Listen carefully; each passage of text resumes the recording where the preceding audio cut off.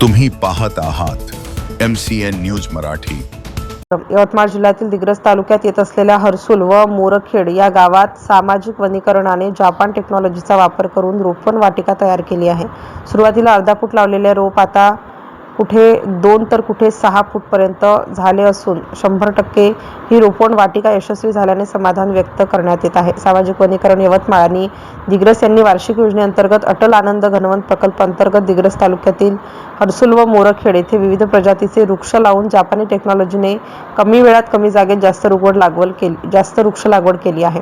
यासाठी ठिबक सिंचनाचा सुद्धा वापर करण्यात आल्याची माहिती दिग्रस सामाजिक वनीकरणाचे वनपरिक्षेत्र अधिकारी सुरेश राठोड यांनी दिली आहे। MCN न्यूज मराठीकरिता सचिन पत्रकार, यवतमाळ।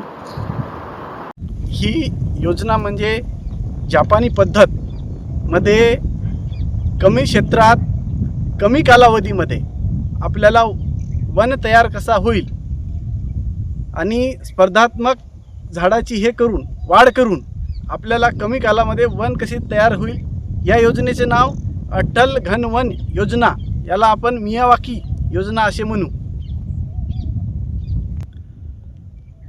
ह्या रोपवनाची लागवड आपण ऑक्टोबर 2025 पासून सुरू केलेली आहे आणि जवळपास